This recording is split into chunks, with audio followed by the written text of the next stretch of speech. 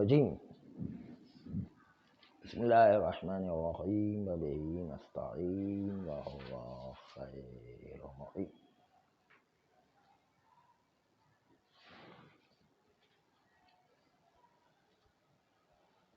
صاحب مدارک و آقا سبزواری نے اہل کتاب کو طہارت پر معنی حمل کرتے ہوئے نجاست کی روایت کو کراہت و استحباب پر، آقا خوئی نے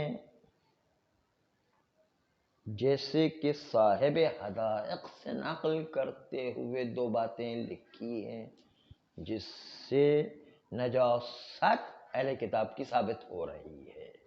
نمبر ایک، صاحب حدائق یوں کہتے ہیں کہ جب روایات متعارضہ آ جائے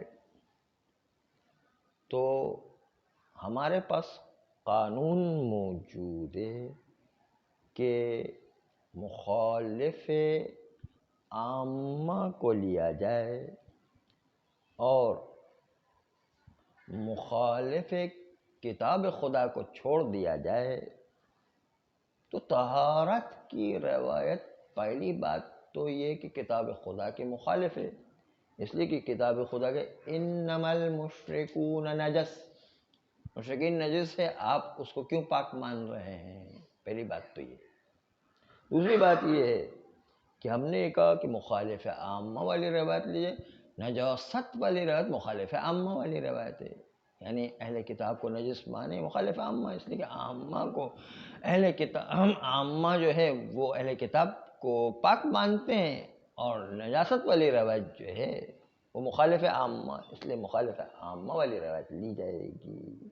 بلکہ آقا حدائق نے تو آقا صاحب مدارک و سبزواری پر اتنا شدید حملہ کیا کہ انکار کرنے کے ساتھ ساتھ کچھ عجیب قسم کی باتیں بھی ان دونوں کے خلاف کہی ہے، سبزواری اور صاحب مدارک کے خلاف، البتہ احترام علماء برقرار رکھتے ہوئے۔ یہ خصوصیت ہوتی کہ آدمی اگر کسی پر اعتراض بھی کرے تو اس کا احترام اپنی جگہ برقرار، یہ خود ایک بتا رہا کہ اس کے نفس میں پاکیزگی ہے لیکن اس کے نظر میں صحیح نہیں آ رہا، اس لیے بیان بھی کر رہا ہے۔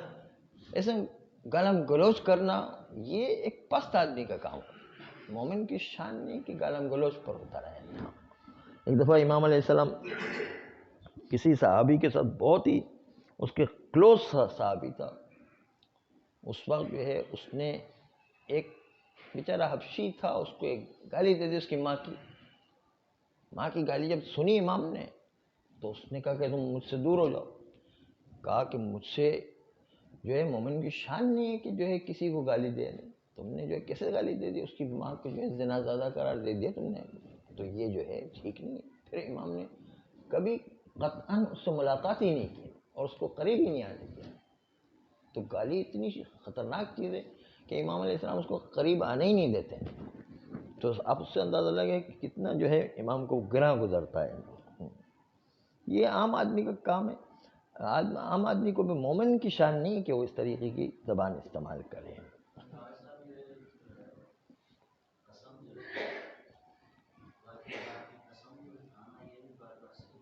ہاں، قسم جو ہے ویسے قسم کو منع کیا کہ اگر سچی قسم ہے تو بھی قسم نہ کھائیں، قسم کھانا مکروہ ہے، ایسا اچھا نہیں ہے۔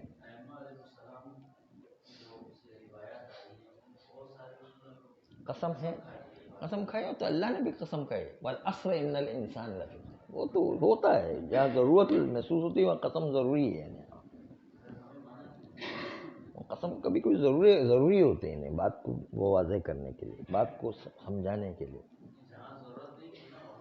ہاں، جہاں ضرورت نہیں ہے وہاں اچھا نہیں ہے۔ ویسے تو معصوم کا فرمان ہے کہ سچی قسم بھی نہیں کھاؤ، کیونکہ وہ قسم کھانا اللہ کا نام اتنا عظیم ہے کہ آپ اپنی چھوٹی چھوٹی باتوں کے لیے اللہ کے عظیم نام کو کیوں استعمال کر رہے ہو نا۔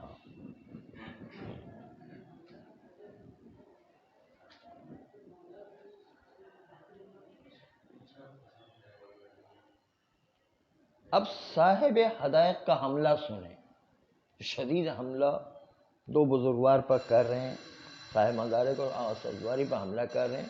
وہ حملہ سنیں وہ کیا کہتے ہیں. کہتے ہیں کہ ان لوگوں کا قرآن کے خلاف جانا، قرآن جو کہہ رہا ہے کہ انما المشرکون نجسن، اس کے خلاف چلا جانا، اور دوسری طرف ائمہ بھی کہہ رہے ہیں کہ مخالف عامہ کو لو، اور یہ لوگ عامہ کی موافقت کی طرف جاتے ہوئے اہل کتاب کو پاک مان رہے ہیں. تو یہ کہاں جا رہے ہیں؟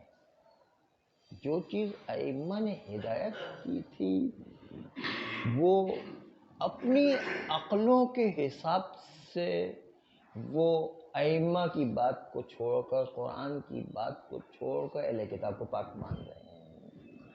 لفظ ہے کیا؟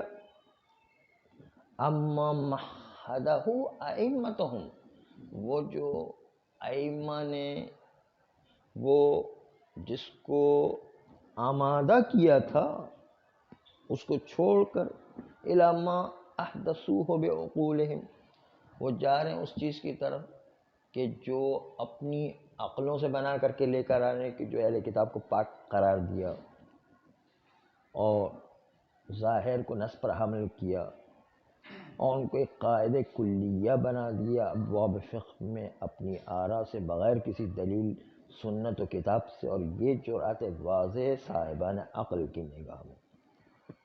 کاش مجھے پتہ چل جاتا کہ ائمہ نے ان قواعد کو کب کس کے لیے استعمال کیا. آیا شریعت کو غیر شریعت کے لیے وضع کیا گیا، یا مخاطب ائمہ کے خطاب سے علماء شیعہ کے علاوہ کوئی اور لوگ تھے؟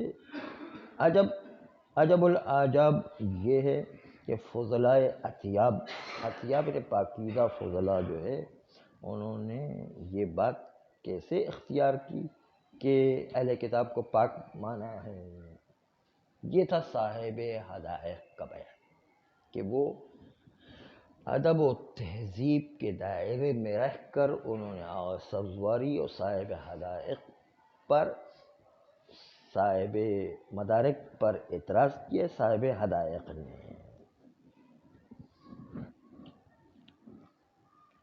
اس پر آغا خوئی یہ فرماتے ہیں کہ اگرچہ کہ ہماری روایات اس بات کو لیے ہوئے ہے کہ روایات کو جو ٹکراؤ والی ہو اس کو عرض کتاب کریں، کتاب کے مقابل میں لے کر آ جائیں، یا مخالف کتاب کو اخذ کریں، یہ بات صحیح ہے. لیکن یہ صرف تعارض کی صورت میں یہ بات ہے کہ مخالف کتاب کو لے لیں اور اس کو کتاب خدا کے سامنے عرضہ کریں. کتاب خدا کے مقابل میں اگر وہ ٹکرا رہی ہے تو پھر اس کو آپ جو ہے دیوار پر دے ماریں. لیکن یہاں پر ان دو روایات میں تعارض ہے ہی کہاں؟ آپ صاحب مدارک اور آغا سبزواری پر اعتراض کر رہے ہیں کہ تعارض کی صورت میں مخالف کتاب لے لیں، مخالف عامہ لے لیں اور کتاب خدا کے موافق روایت لے لیں. تو یہاں پر ٹکراؤ ہے کہاں؟ یہ دونوں باتیں تھی تعارض کی صورت میں. تعارض ہی نہیں یہاں پر، تو تعارض ہے ہی نہیں یہاں پر. اس لیے کہ نجاست والی روایت میں کہا لا، یعنی استعمال نہیں کرو اس پانی کو. یعنی جو یہودی نصرانی نے پانی میں ہاتھ ڈال دیا تو اس کو پانی کا استعمال نہیں کرو، یعنی وضو اور پینے میں استعمال نہیں کرو. یہ لا کا لفظ آیا ہے. دوسری طرف سے امام نے تصریح کی ہے کہ یہ پانی تنزیہ کے لیے، یعنی پاکیزگی کو زیادہ اختیار کرنے کے لیے اور کراہت کی وجہ سے ہم منع کر رہے ہیں. تو جب منع کراہت کی تصریح موجود ہے، نصوص طہارت میں تنزیہ کے لیے کہا گیا کہ آپ اس کو استعمال نہ کریں. طہارت والی روایت میں جو ہے وہ تصریح کر دی کہ تنزیہ کے لیے ہم طہارت کی بات کر رہے ہیں کہ اس کا استعمال نہ کریں. بس دونوں میں ٹکراؤ کہاں ہے؟ جب ایک تصریح آ گئی کہ ہم طہارت یہ ہوتی کہ کہتے کہ نہیں پکا پکا پاک ہے اور نجاست ہے کہ پکا پکا نجس ہے، تو پھر جو ہے ٹکراؤ تھا. یہاں پر نجاست والی روایت کی تصریح کی گئی کہ نہیں، وہ جو ہم نے منع کیا ہے وہ زیادہ پاکیزگی کے لیے، کراہت کی وجہ سے جو ہے ہم نے منع کیا ہے. تو کیا آپ ایسی دو روایتوں کو متعارض دیکھ رہے ہیں؟ متعارض نہیں ہے، خود امام نے تصریح کر دیا کہ میں جو ہے تنزہ کے لیے یا کراہت کے لیے جو ہے اس سے منع کر رہا ہوں. تو اس تصریح کے باوجود آپ کو طہارت پر حمل کرنے کا راستہ نکال دیا کہ اہل کتاب کو پاک سمجھو، کیونکہ جو ہے اگر نجس سمجھیں تو نجس اس معنی میں کہ زیادہ پاکیزگی اختیار کرنے کے لیے کراہت ہے کہ اس کے ساتھ میل جول رکھا جائے، ان کے پانی کو استعمال کیا جائے، ان کے برتن کو استعمال کیا جائے. کراہت پر عمل کیا گیا، خود تصریح وہاں پر امام نے کر دی. اس لیے صاحب مدارک اور آغاز سبزواری وہ کوئی ائمہ کے قول کے مخالف نہیں جا رہے ہیں، اور وہ اخبار نجاست پر اس لیے عمل نہیں کر پا رہے ہیں کہ طہارت والی روایت اس سے ٹکرا رہی ہے، اور اس کے نتیجے میں ٹکرانے کا مطلب یہ کہ اس تنزیہ پر حمل ہو رہی ہے، اس لیے انہوں نے ظاہر کو نص پر حمل کر دیا. یعنی ظاہر یہ تھا کہ نجس ہے، نص یہ ہے کہ صراحت یہ ہے کہ اس کو تنزیہ پر حمل کریں.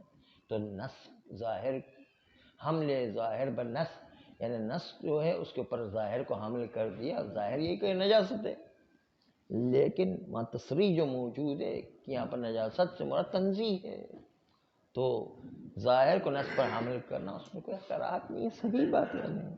اور یہ فقہا کے درمیان رائج ہے کہ ظاہر کو نص پر حمل کریں کہ ظاہر یہ کہ نجاست ہے، اور نص یہ ہے کہ تنزیہ کے لیے ہم بچنے کو کہہ رہے ہیں، زیادہ پاکیزگی حاصل کرنے کے لیے بچو، کراہت کی خاطر اس سے بچو.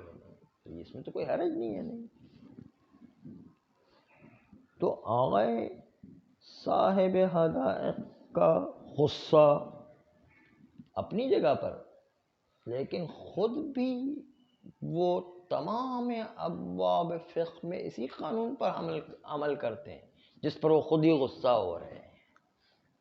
باقی تمام موارد میں خود بھی اسی قانون پر عمل کرتے ہیں کہ ظاہر کو نص پر حمل کرتے کہ ظاہر جو سمجھ میں آ رہا تھا نجاست، اس کو حمل کریں گے پاکیزگی پر، اس لیے کہ وہ نجاست بھی تنزیہی تھی، نجاست حقیقی شرعی نہیں تھی. یعنی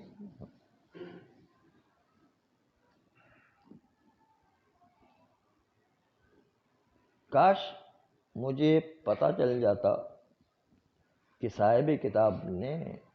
صاحب حدائق نے اپنی کتاب میں اگر یہی نظریہ بنانا تھا کہ ظاہر کو نص پر حمل نہیں کیا سکتے، تو پوری فقہ کے اندر کثرت کے ساتھ ہم دیکھتے ہیں کہ وہ کس طریقے سے ظاہر کو نص پر حمل کریں گے ان جگہوں پر جو انہوں نے خود نے کیا ہے. اگر یہ قانون جو یہ غلط تھا تو کیوں وہ خود جو ہے یہ کام کر رہے تھے؟ اس لیے خود صاحب حدائق پر اعتراض لازم آتا ہے.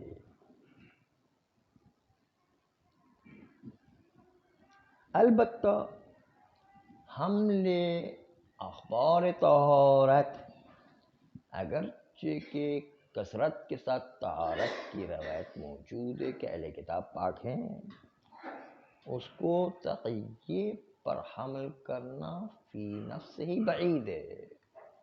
تقیہ پر حمل کرنا مشکل ہے کہتے ہیں، اس لیے کہ تقیہ یا تو مقام حکم امام میں ہوتا ہے کہ وہ تقیے کی بنیاد پر اہل کتاب سے کھانے کی اجازت دیں، یا تقیہ مقام عمل میں ہوگا، یا امام والا تقیہ ہوگا، یا کسی اور کے عمل میں اجازت دے دیں امام علیہ السلام، یا اس عمل میں تقیہ ہوگا۔ امام کے اپنے کام میں تقیہ ہو تو حکم امام میں تقیہ، اور کسی اور مومن کے عمل میں تقیہ ہو تو مقام عمل میں تقیہ۔